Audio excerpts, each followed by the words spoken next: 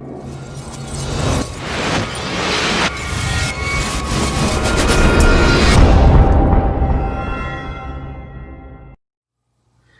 everybody, it's Tanya Veit from AAEglass.com. How are you guys doing today? Oh, I need to talk to you guys. I need to see you guys. My virtual seeing, that is. Crazy times out there right now. Hopefully in a few months when other people are just embarking upon this video, everything will be back to normal in the world. But for right now, guys, we are in our studios. We are being positive. And I had a lot of requests from the first part of the video. I had mentioned making an octopus plate and then also a turtle plate that I added texture in and then also kind of blended the colors with the Easy Fire enamels. Guys, I will tell you this. The first couple weeks of this mass pandemic, I had a really hard time getting into things creatively and artistically. I put a big Facebook post about it. We don't have to get into it again, but a lot of you guys were like, yeah, I feel the same way. I'm in a funk, okay? So if you guys are in a creative funk, let this spark you up a little bit, all right? Super easy, super fun. Guys, you guys can make tons of these very, very inexpensively with all of the simple screens found only at AAEglass.com, as well as the big mouth paints. Super easy. Get the kids out in the house, niece, nephew, grandchildren, regular children, all that stuff, and have them help you make some paint and backgrounds. All right, now, I assume, my young Jedis, that you have watched part 1, which was only 31 minutes long. That's not bad. That's a short video for me.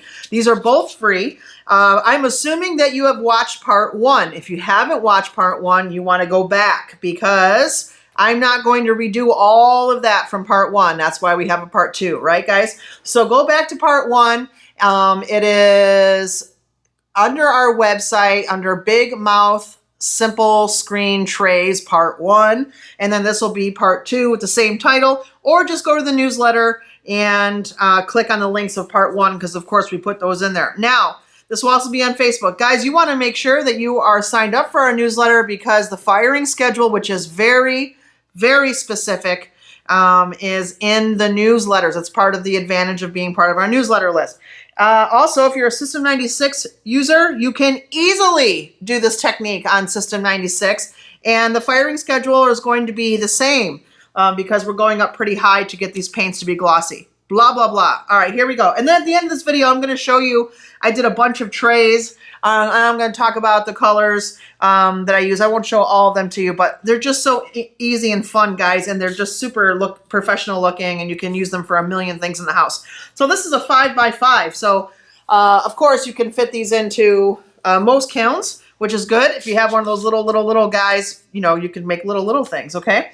All right, first thing is first. Let's do the octopus first because we're going to actually mix the big mouth colors. The big mouth paints are found exclusively at AAEglass.com, and these are a thinner consistency and larger jars. They were originally made for pouring paint for another video that I did. That one is also free if you really get into this about pouring paint and just having a good time and making really cool designs with it. And then full fusing it, of course.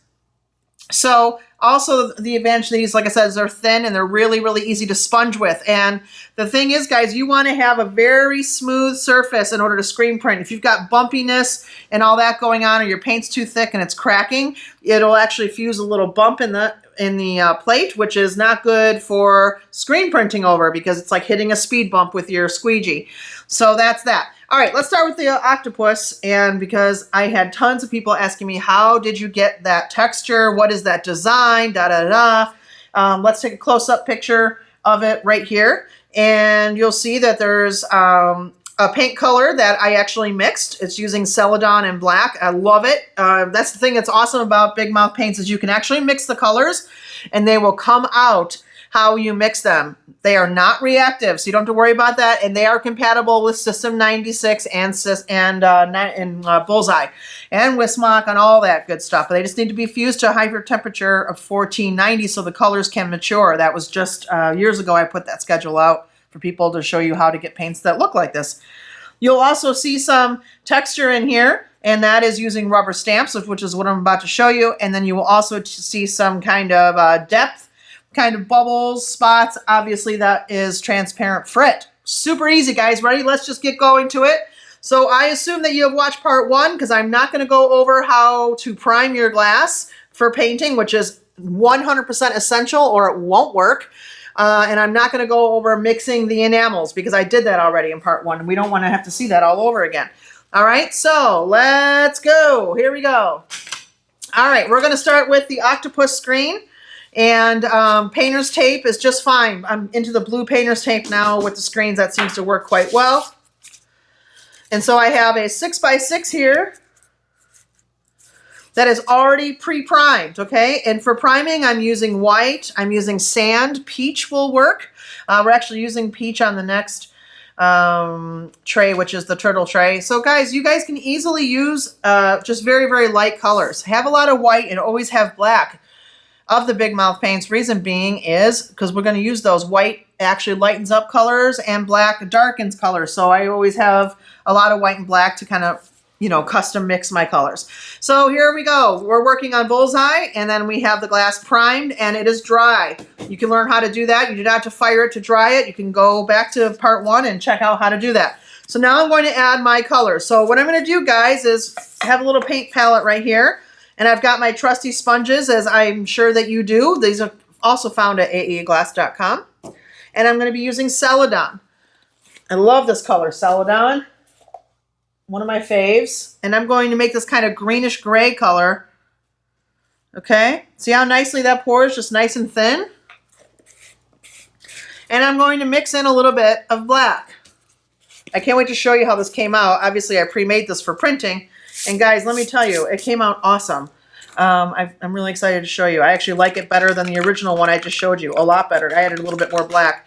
So now I'm going to take this black and I'm just going to put, that's it, a couple drops. You're going to have to mix until you like it. That's it. And how awesome that you guys can mix these colors and it will come out the color that you actually see. It is worth it for you guys to make a little, you know, color sample bar with all the big mouth paints. Put a little, you know, dollop on the bar and take the time and full fuse it to 1490 for 15 minutes. And guess what? Then you know how the paints fire. I love samples, guys. I just spent a week. I'm working on a new jewelry video right now. That's pretty much gonna, I thought that the pebble technique was a game changer. This is a big time game changer. I'll hype that up next week, as I always do. But all I did for 2 weeks was make samples.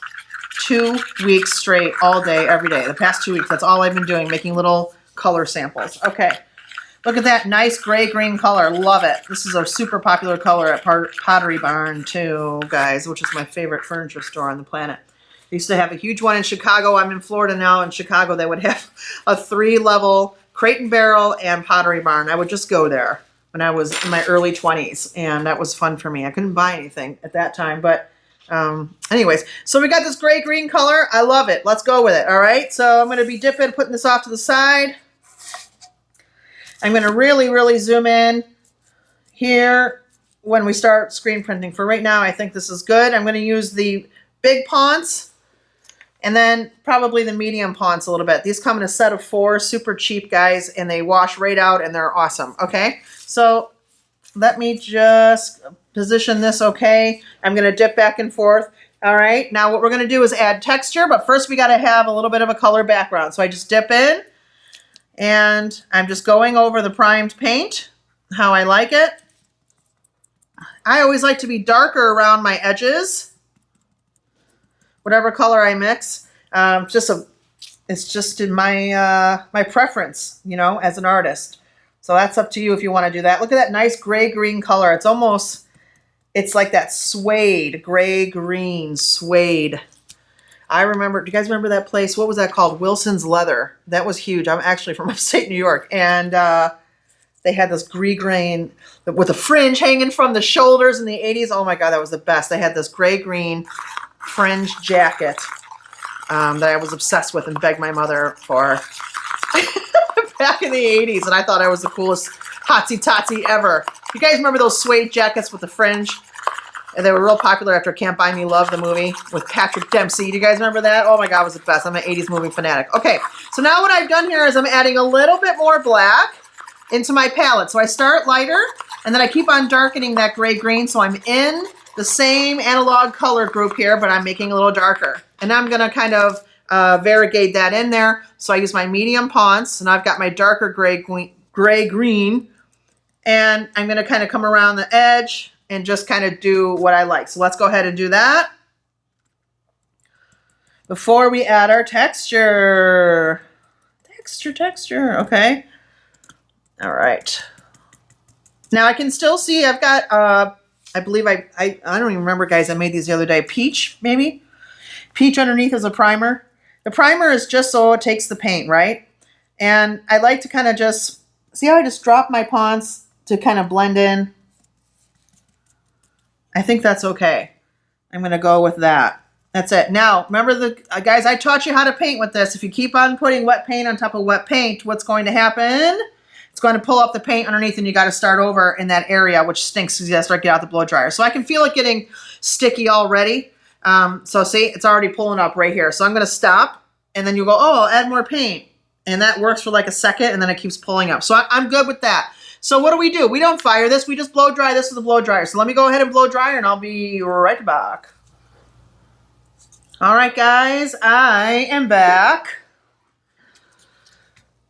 And just to let you know, it took me 1 minute and 22 seconds to dry this with the blow dryer. I decided to time it to see how long it takes.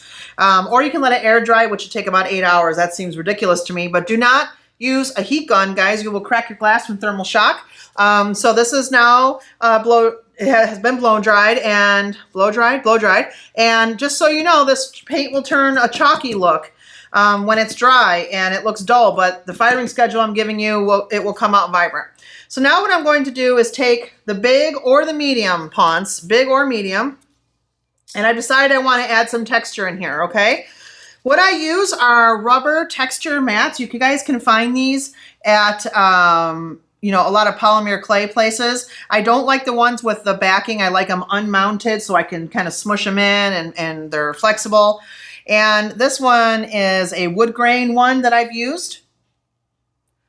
I will put the links of all of where I've gotten these really cool toys for you on the PDF download. On this page of the video, there's a pink icon right by the skill level. You're just going to download that, and I will give you my sources of where I got these. But if you want to use the exact same ones as me. I find the flexible ones are much, much nicer to deal with. All I'm going to do is take white paint now. And this should be very subtle. We don't want this to be too busy. If it's too busy, I'm going to pour a little bit right here, right in the camera shot. If it's too busy, guys, you're going to compete with your actual image. Now, if you are not a screen printer, which you guys, these are so simple to do. I don't see why you wouldn't do this. This is so simple. There's over 100 images on the website. And we can make incredible plates, just mixing colors, stamping them with stamps, and all that good stuff, okay? This is just so easy and so fun, and what a class for you guys to teach. I'm giving you permission to teach this to people, especially you studios out there. You know, I know it's a rough time for everybody right now. Go ahead and do this, and give me a holler, and I'll work out a wholesale pricing for teaching studios. If you want to teach with the screens and the paints, give me an email, Tanya, Tanya, at aaeglass.com, and let me see if I can set you up with some pricing if you are a teacher and have a studio. All right, now, what I'm going to do is just dip this paint, the white paint, and I'm going to color the tile. That's it. You don't want to dip the rubber tile into the paint. It will just get too messy, and it doesn't get every area that you need. So I'm just taking the white paint and I'm sponging it on. Let me just move this really quick. It's easier for me to do this flat. There we go.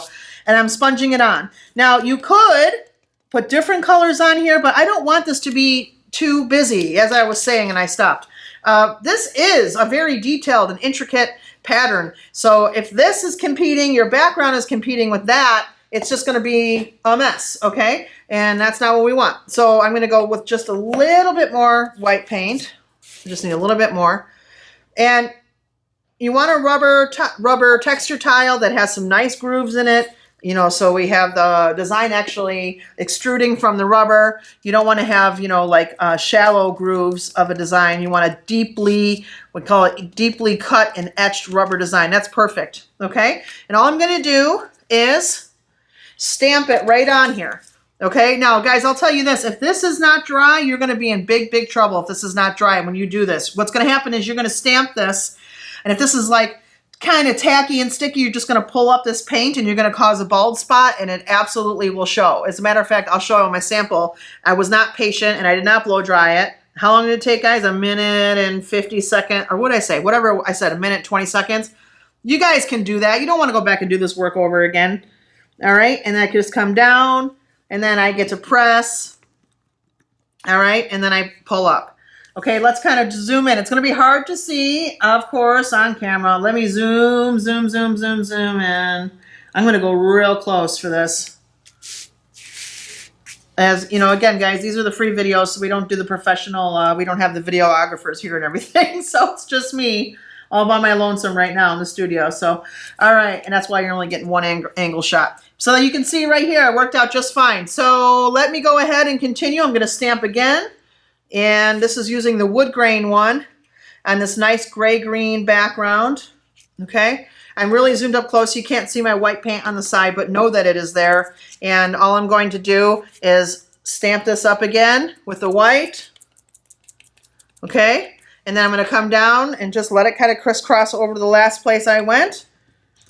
All right. Good. There we go. It was a good one. I'm really kind of like, I like that shabby chic kind of look. So I'm just, I kind of press it in areas harder than I do in the other. So it's very light in some areas. And then it's, really kind of darker in another. That's a good one. All right. And then we got one more little quadrant right here. So I still have enough on my ponce. I'm just going to keep going. Okay, kind of that shabby chic look. Let it be. Let them cross over. Let it be crooked. Who cares? Okay, this is all about just texture. Perfect. I'm hoping you guys can see that. I can't see what you can see while I'm filming, but I hope that you can see that. It looks like, yeah, it looks like you can. On my little monitor, I can kind of see that you can. All right, da-da-da. Now, here's the cool thing. You do not have to wait for this to dry to put it in the kiln. Just go ahead and pop it in at the full fuse schedule that I gave you in the newsletter. Guys, you've got to use the full schedule that I gave you because I go super high for a longer period of time to get these paints to mature to super glossy. All right, so you're going to go ahead and use your, obviously we cannot full fuse one layer of glass, but I'm going to add something else before we go. Okay, so I've got Tecta underneath as a base because why not? It's cheap. Don't forget, guys, when I told you, I'm zooming out here a little bit. Don't forget, guys, when I told you in the video one, you've got to make sure your back is clean of paint. If not, it's going to show through when you're done fusing. And boy, you're going to be not happy with that. Okay, now, let's go back to this octopus picture. You can see that I've added some frit to here. And I love doing this because it gives it a little bit of a depth, okay? So I'm using just some random transparent frit. This is why you could do this in System 96 as well as, bullseye compatible glass or 90 Wismach.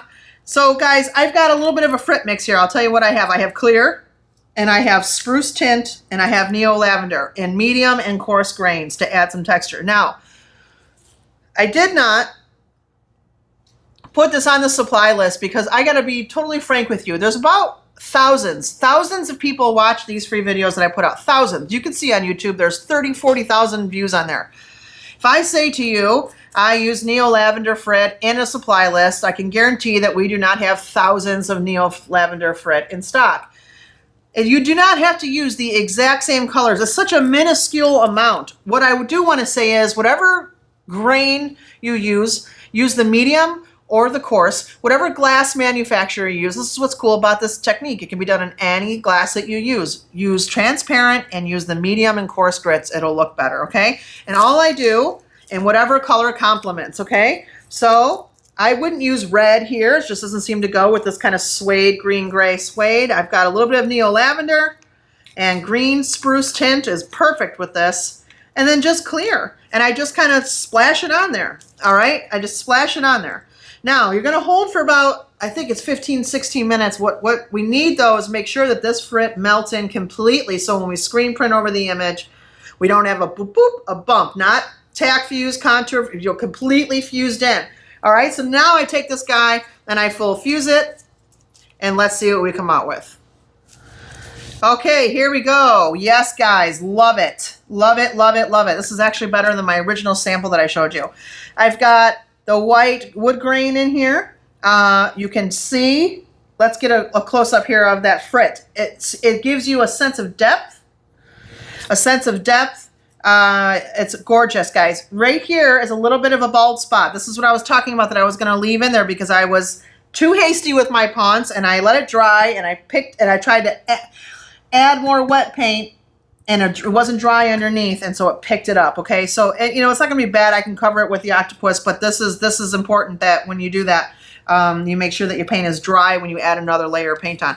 But this is, guys, look at this. This whole paint color is fantastic. Are you kidding me right now? It's right up my alley. Okay, and then it looks great. All right, so now what we're going to do is get ready to screen print the Octopus. Now you might go, well, I already know how to screen print because Tanya's showing me in 5 different videos, and that's okay. You can go ahead and stop the video right now and screen print. I'm going to do it in white so you can see it very clearly. But here's the thing. When you have a screen that is very detailed with small areas, and you wouldn't really know this until you get it in your hands, but you got to mix your enamel very, very thick like fudge, okay? You have to be the one that makes that decision. So for the Octopus, I can see there's those really tiny bubbles right here. It's a very detailed print. I'm going to go on the thicker side and make it like a fudge. Now, I have already pre-mixed this because, go back to part 1 if you need to see how to mix this. But you can see on camera that this stuff is thick. When I put it in, watch, when I pull it up and let the string, it's almost like taffy, kind of fall into the pile that's already in there. It's taking a couple seconds to melt down. Watch, ready? 1, 2, 3, like 4 or 5 seconds to melt down. That's telling me that this is thick. All right. Now, one of the things I'm hearing about is people say, oh, I'm using too much enamel. You probably are. You only need to go into the screen parts that's white. So it's not that much, okay? Now, what I like to do with my screens is I like to find the biggest runway. I call it a runway. And wherever there is more of the blue area, which is the blocked area, the runway, that's the way I'll print. So I wouldn't start printing from here. I only have a little bit of blue area, and to put ink right here and go up would be very cumbersome to get around that bump. So I'm just going to put it kind of where I feel comfortable. I think I'm going to go and turn it this way because I have a lot of area right there. I can kind of get my groove going, you know, when I do this. So what I'm going to do is I'm going to tape this down and get going. So I'm going to use 2-inch painter's tape. You guys can line this up. You guys can use graph paper if you want to center this. That's also in part 1. So like I said, we're skipping through all that. Okay, and remember, you want to put a nice amount of ink that covers the whole design, but not too much, guys, not too much. Am I centered here? It looks like I'm pretty centered. We'll have to see. And I didn't bring out the graph paper today. I just kind of put what I need. I don't want to put a ton of ink on here. It's just going to be, it's more cleanup really, guys. Don't forget, have your bucket of warm water just sitting next to you. No soap, just a bucket. And if you're doing multiple screens, you want to throw the screen into the nice shallow bucket of water while you're using other screens, because we're going to go to the turtlenecks, so it doesn't dry. If the paint dries in the screen, you have to start scrubbing the screen. That's not what we want. These screens should be lasting lots and lots, like 100 prints, okay? So if you're using abrasive and scrubbing continually, you're going to pull this mask off here and you're going to ruin the screen. I don't use anything to clean my screens. I have my hand like this. There's plenty of videos on the website, guys, that show me doing this for you. Put the screen on top of the hand and just let the water run and just wipe away the paint. That's what we want. So when you're done with this, this immediately goes into a bucket if I'm still continuing to print. If you're not continuing the print and you only do 1 print at a time, which I don't see why you would do that, but let's say you have to just get 1 done or whatever, you guys wash the screen immediately. All right, so I've got some on there, and I'm going to preserve all of that. I have my vinyl squeegee, which is also on your list, and you know where you guys can get those. And I'm going at a 45-degree angle. I find it more comfortable for me to hold the screen, but you don't tape it down here because you can cause a bubble when you go to print, and that will ruin the print and you just wasted enamel. I just hold it very gently, 45 degree, but firm, Okay, and I get my groove going here. It's one. Okay. You guys can wear gloves if you see that you want to wear gloves. I missed it right here. That's okay. This is very, very versatile, all right? Go ahead and just grab a little bit of that ink. That's right here.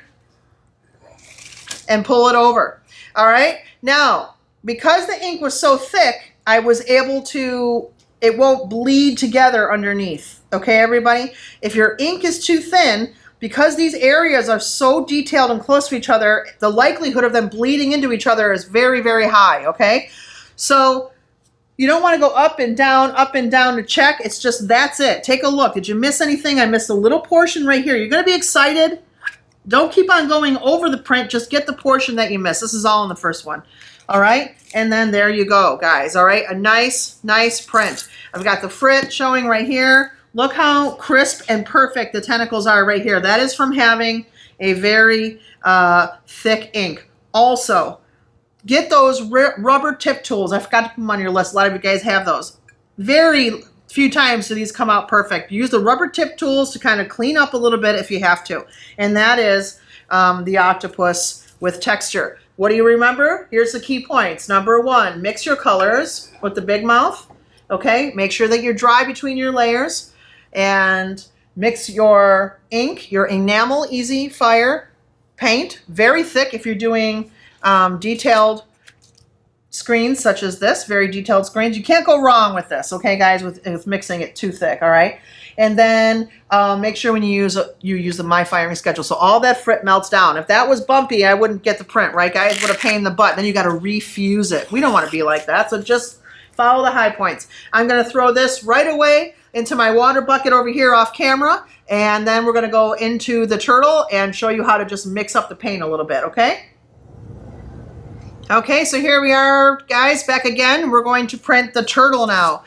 This is, oh, I love this. This actually reminds me of something. My grandmother worked at an art store at RIT, the Rochester Institute of Technology, and every time I went to her house on the weekends or whatever we visited, she would have a bag full of art supplies. We're talking 3, 4, 5 years old, a bag full of art supplies for me. And she had this macrame hanging planter in her apartment that I remember so well, and it looks just like it.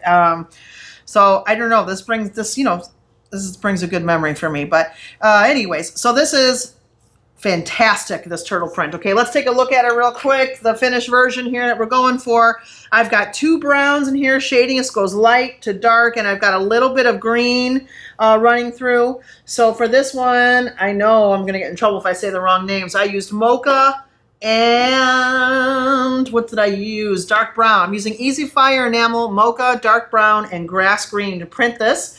Couple things. One, this was pre-made using marigold and sand. Marigold and sand. I'm sorry. My bad. Strike that. Marigold and peach. I used marigold and peach on this one. Same exact way I did the Octopus. I don't need to paint it again on camera. Waste your time or mine, okay? To go back, I did the same way with the primer. But the difference was I used the super cool wave stamp. I found these in Seattle years ago. These are actually kid stamps.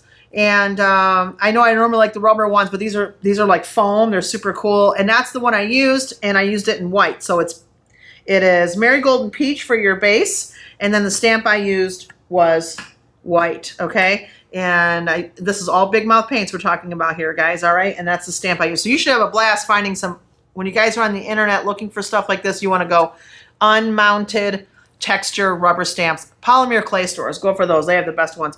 Okay, so that's it. So I full fused. I'm here. I did not add frit to this, but I'm really going to add some different color Easy Fire enamel. So again, putting this down, I have a runway. If you find yourself having a hard time printing with, like this is taped to the table, and you shouldn't be coming over the bump, but it's messing you up. Just put a piece of 6mm fused glass right there as a runway. Also in part 1, little tricks to help you. Okay, guys, here's the big thing with this. I'm kind of lining this up by eyeball here. Here's the big thing with this, guys. You got to make sure that you don't put too much enamel down. That's the first thing, because we're going to mix the colors. Now, mixing the colors, Does not always guarantee you, you know, the color that you expect with Easy Fire enamel. There are chemicals in Easy Fire enamels that react. So for example, if you mix red and you mix white, you do not get a pink with enamels. It does not work like the Big Mouth paints, guys. Did you hear that? Does not work. So if you're worried about it, make samples. I haven't really had too much trouble because I'm not actually mixing the paint. I'm just kind of running it through and it seems to have come out, but some areas will turn out darker than I expected. That is because the enamels are reacting with each other. It's not too bad, but it's definitely worth mentioning. Okay, so I've got my runway, my tape is down. Now guys, you would think if I'm going to use the mocha, the dark brown, and the green. This is important, guys, okay? You don't want to just go, you know, dark brown, mocha, green, run it down. Yes, could you do that? Yeah, but you're going to get a very striped effect. It's going to be very stripy, okay? And I like it to kind of mix a little bit. So what I discovered is if I'm using more than one color, 2 or 3, in this case we're going to do 3, I mix one of the colors thinner.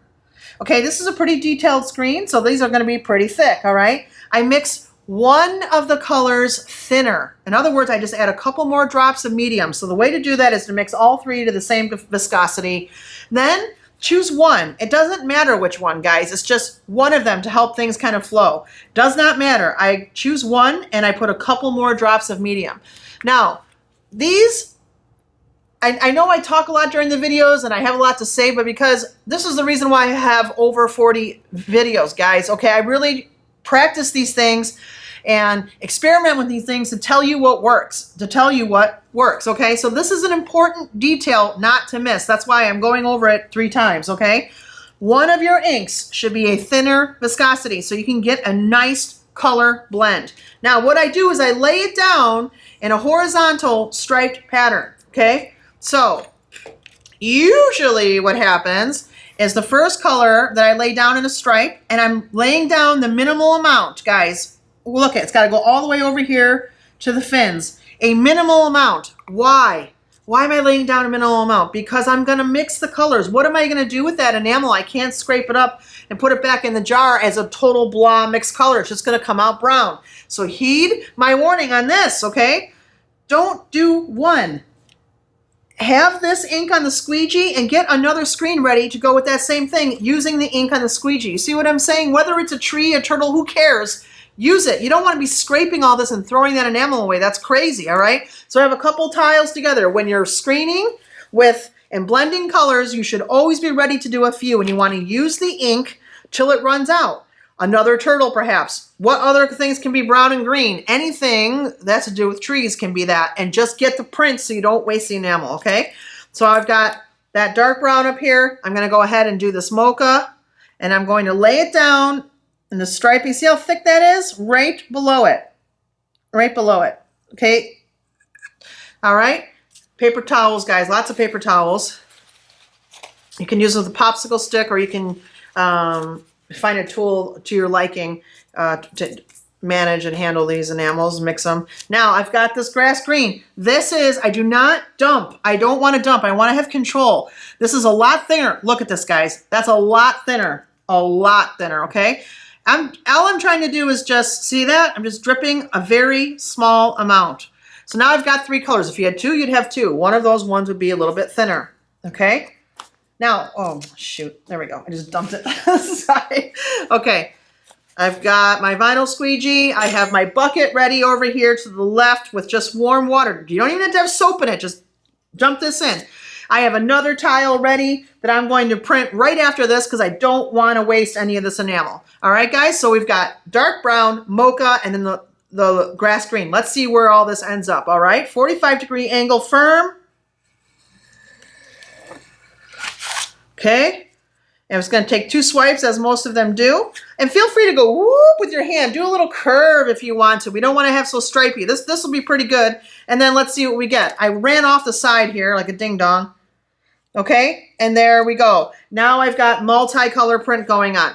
You know, it's really hard to control, guys.